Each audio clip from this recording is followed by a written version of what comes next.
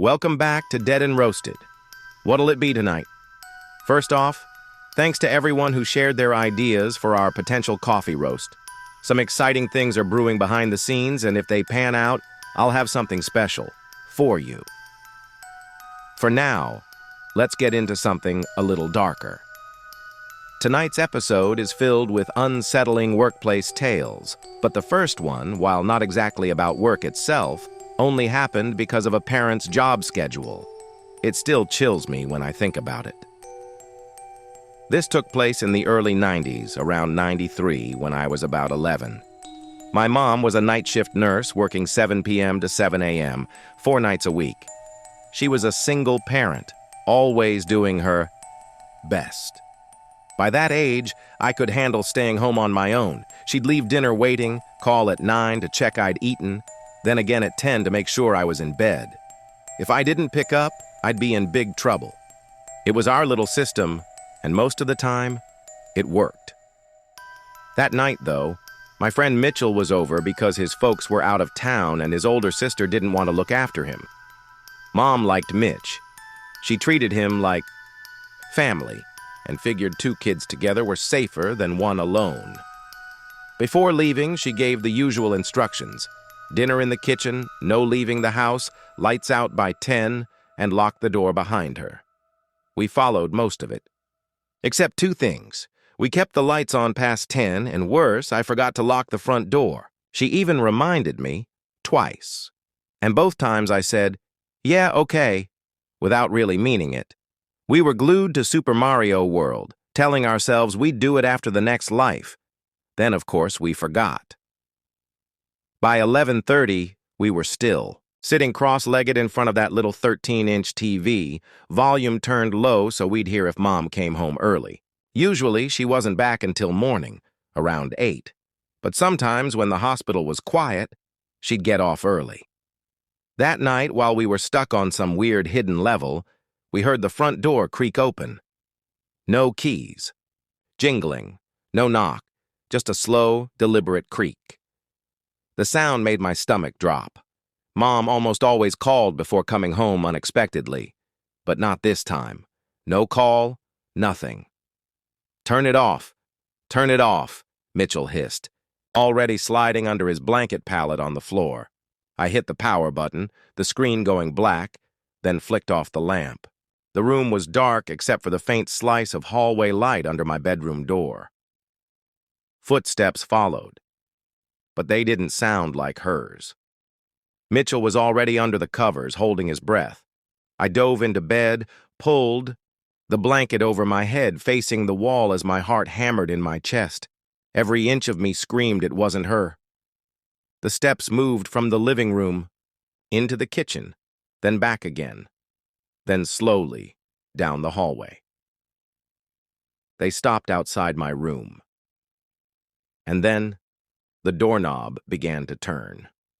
I squeezed my eyes shut, then barely cracked them open, just enough to see through my lashes. The door swung open, slowly. And a man stepped into my room. Not my mom. Not anyone I had ever seen before. He was a black man, maybe in his 30s, with a thick beard and a hooded sweatshirt pulled up over his head. Even in the dim slice of hallway light, I noticed something wrong. His left eye twitched, in strange spasms, making the whole side of his face jerk in unsettling little movements. He stood there, framed in the doorway, just staring. Seconds stretched like hours. My heart pounded so hard I thought it might give me away. Every instinct screamed at me to scream, to jump up, to run. But something deeper, some primal survival instinct told me, stay still, pretend to sleep. Maybe he'd just leave. Maybe he was after the TV or the stereo and would grab it and go. But he didn't. He stepped inside, his footsteps soft against the carpet. He moved carefully, deliberately, stepping over Mitchell's makeshift bed on the floor. Then he stopped and just stood there, looking down at my friend. I held my breath as the stranger slowly knelt beside him. His hands reached out, fingers clutching the edges of the blanket my mom had given us earlier. He lifted it slightly, like someone testing the weight of a sack, like he was figuring out how to lift Mitchell up without waking him. From where I lay, I could see Mitchell's face. His eyes were screwed shut, his breathing fast and shallow. He was awake. He knew. The man held that position for a moment, 5 seconds, maybe 10. Then, for reasons I will never understand, he gently lowered the blanket back down. He stood, scanned the room one last time, and his gaze locked on mine. I forced my lungs to rise and fall slowly like I was in deep sleep, even though my heart was trying to claw out of my chest. Finally, he turned, pulled the door almost shut, but not all the way, and left. We lay there, frozen in the dark, straining to hear. For the next 20 minutes, he moved through the house, drawers opening in the kitchen, footsteps in my mom's bedroom, the bathroom door clicking shut and opening again. Every tiny sound made my stomach twist. I wanted to throw up. Then, the front door opened, closed. Silence. We waited. 5 minutes, 10, still nothing. Finally, I whispered, "Mitchell, is he gone?" I think so," he whispered back, his voice shaking. In the dim light, I saw his cheeks wet with tears. "Was he gonna take me?" he asked. "Was he going to pick me up and take me?" "I don't know," I said, my own voice barely working. We sat there on the floor, two terrified kids with no idea what to do. At last, I crawled to the living room, locked the front door, the thing I should have done hours ago, and grabbed the phone. I called my mom at the hospital. When she answered, the words tumbled out. "Mom, someone was in the house." The next hours were a blur. Mom dropped everything and raced home, telling us to call 911 and stay on the line until the police arrived. 2 officers were at the door within 10 minutes, flashlights cutting through the hall as they searched every room and the yard. Mom arrived just as they were finishing. I had to sit there and tell the police everything, every detail I could remember, the thick beard, the hood pulled over his head, the twitching eye that wouldn't stay still, his height, his build. Every inch of him burned into my memory. They scribbled it all down, asked about missing items. Mom checked her jewelry box, emptied. Some cash from her dresser was gone too, but nothing else. Mitchell's parents arrived around 2 a.m., his mom in tears when she heard what had happened. Mitchell barely spoke. He just wanted to leave, and after that night, he was never allowed back at our house. The next day, Mom stayed home from work. That afternoon, the phone rang. It was the police. They'd caught a man matching my description just 2 miles away, arrested for armed robbery at a gas station. In his pocket, my mom's jewelry. I should have felt relief, and I did, partly, but my mind wouldn't stop chewing on one thing. Why did he come into my room, lift Mitchell's blanket like that, and then just leave him? Now that I'm older, I have my theories. Maybe he planned to take Mitchell, kidnap him, sell him off, whatever nightmare people like him dream, up for fast cash. But maybe in that last second, he realized stealing a child would bring the kind of heat even a desperate thief couldn't handle. Or maybe, for just one moment, his conscience clawed its way through. I'll never know. But the memory still makes my stomach turn. Poor Mitchell. He carries that moment too. We're still friends, but we never talk about it.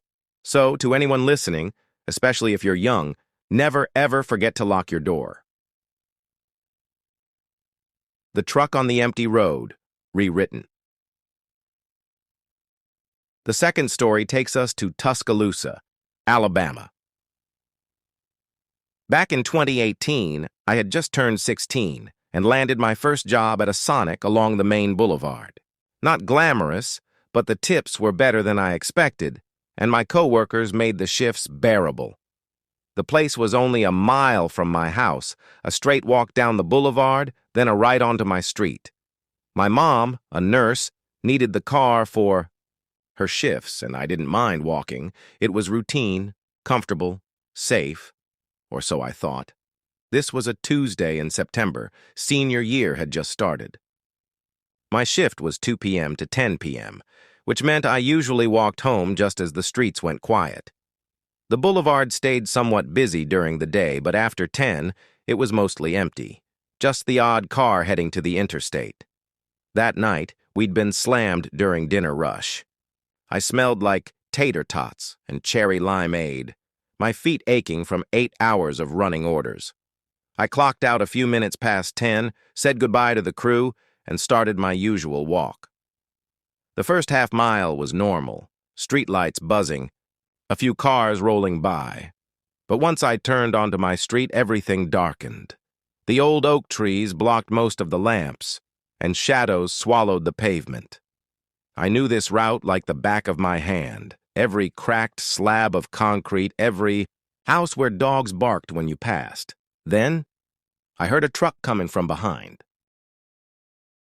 Nothing strange about that, until it passed me slowly, then slammed the brakes. Red brake lights washed the street. The truck shifted into reverse. It backed up until it was crawling just behind me, maybe 30 feet away, close, enough that its headlights bathed me in white, but not close enough to call it a threat. Not yet. And then, it just followed. Not fast, not rushing me, just keeping pace. The engine rumbled softly, occasionally revving when I sped up. My mind started to race. Run! Keep walking. Something told me that if I bolted, it might trigger the exact thing I feared. Legally, the driver wasn't doing anything wrong, just sharing the road, right? But my gut screamed otherwise. I slid my hand into my pocket, gripping my phone, and kept walking. All the way home, that truck trailed me. When I turned into my driveway, it slowed to a crawl, nearly stopping, then rolled off down the street. I never saw the driver's face.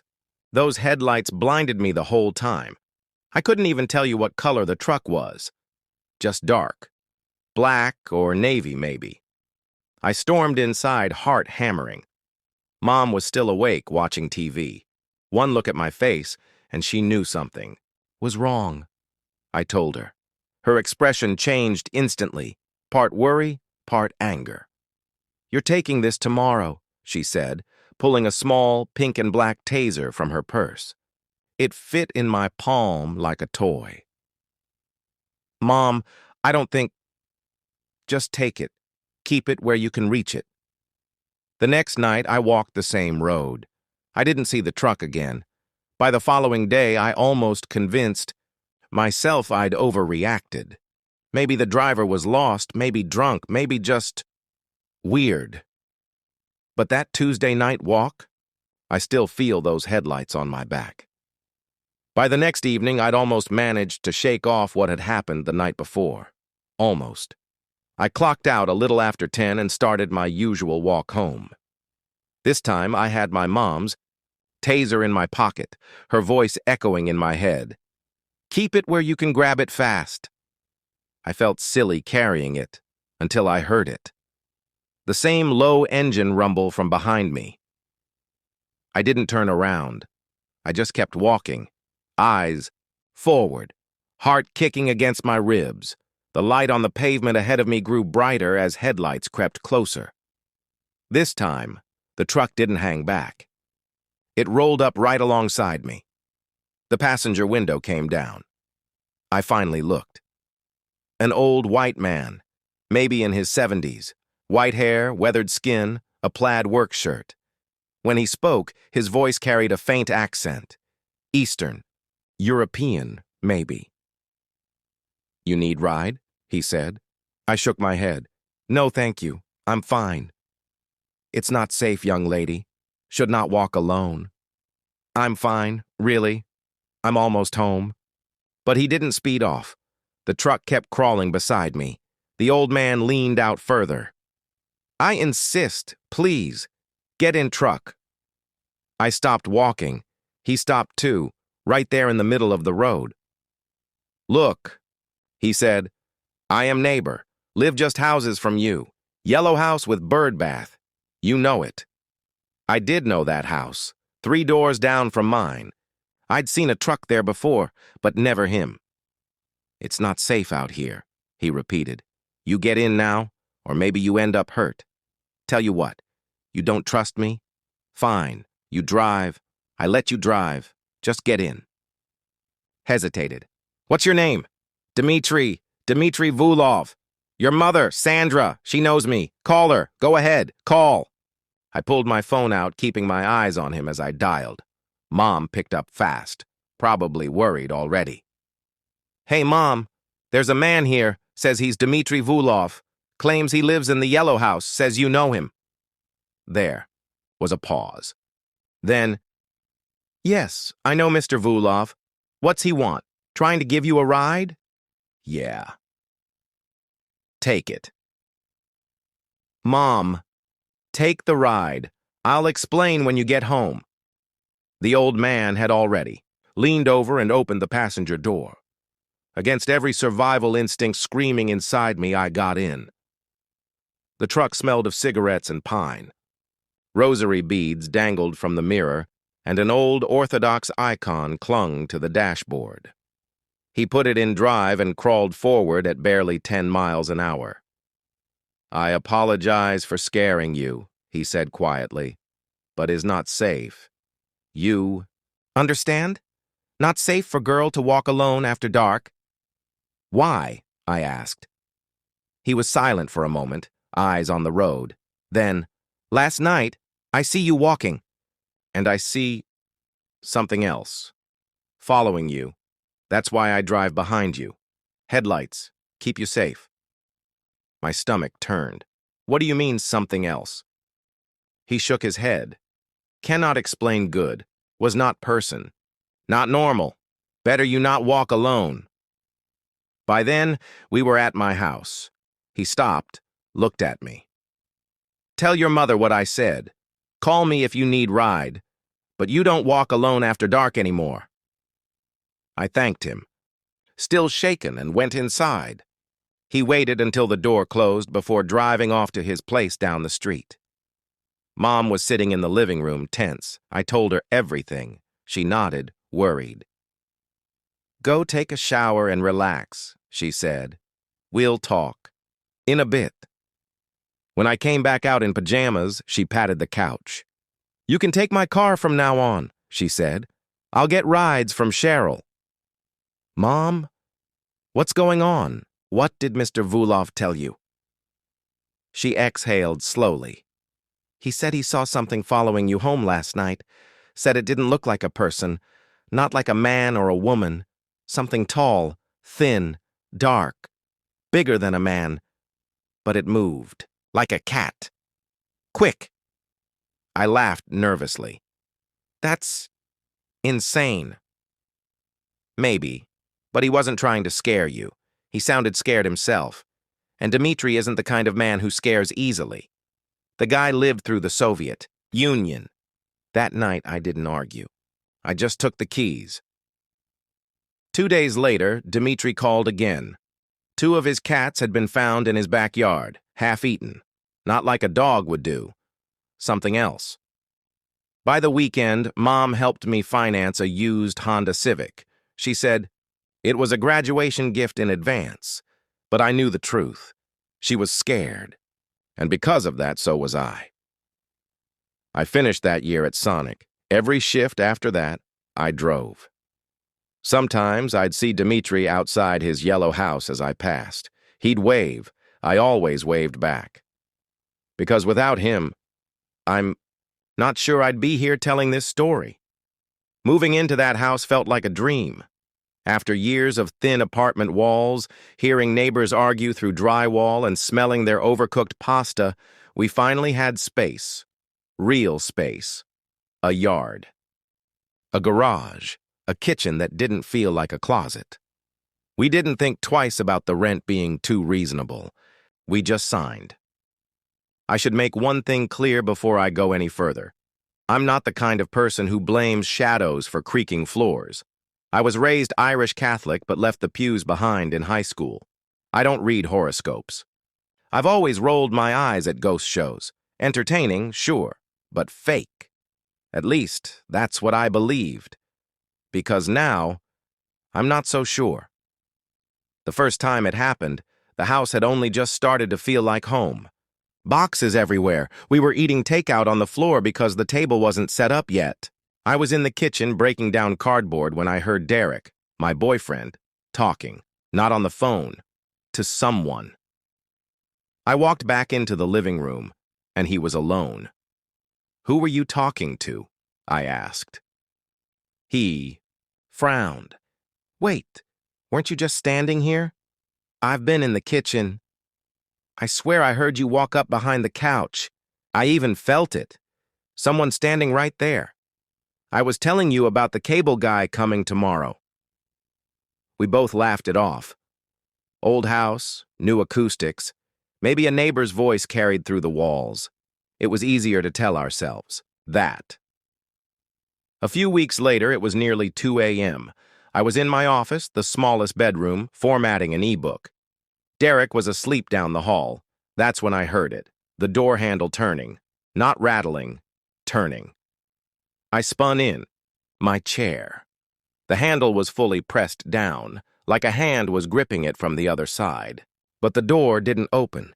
It stayed like that for 5 long seconds, then slowly lifted back into place. When I opened it, the hallway was empty. Derek was still asleep. From there, it snowballed. Cabinets we'd closed would stand open. The bathroom faucet turned on full blast by itself. Not a drip, not a leak, running. The cats, Mango and Pepsi, began to act wrong. Mango refused to be alone in any room. Pepsi would bolt for no reason, tail puffed like a brush. But the worst was the feeling. It wasn't constant, but when it came, it was unbearable. That creeping pressure of someone standing behind you, breathing, waiting. One night, I finally saw it.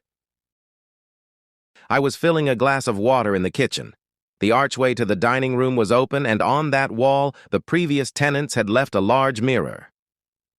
As I stood there, water overflowing my glass, I saw it. A figure, tall, too tall. 7 feet at least, broad but wrong. Not a shadow, not a person. More like a hole punched through the air, human-shaped but featureless, darker than dark. It didn't walk away. It didn't fade.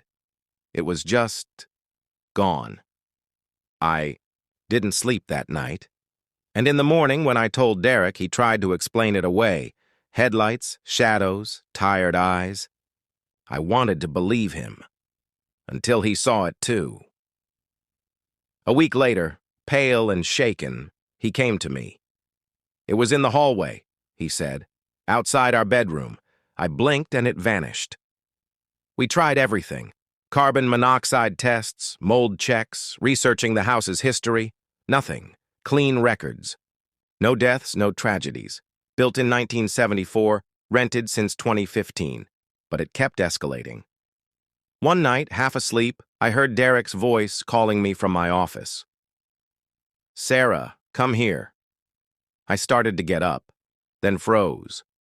Derek was right beside me, fast asleep.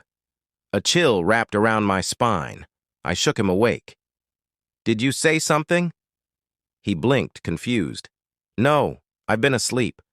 And then we both heard it. His voice again. Laughing. Not quite human. Too long. Then it stopped. We left the lights on until dawn. That was the first time I said the word out loud. Demon. From there it got bold. Daylight bold. Moving shadows where shadows shouldn't be. That towering dark shape flickering just out of view. Derek started working from coffee shops. I didn't have that luxury. My setup was here. Multiple monitors, stable, internet. So I stayed, and I waited for it to stop. It didn't. The worst night wasn't the first. It was 3 weeks ago. Derek was working late, one of those rare overnight shifts that left me alone in the house. I'd just stepped into the shower when I heard the bathroom door open. "Derek?" I called out, hoping maybe.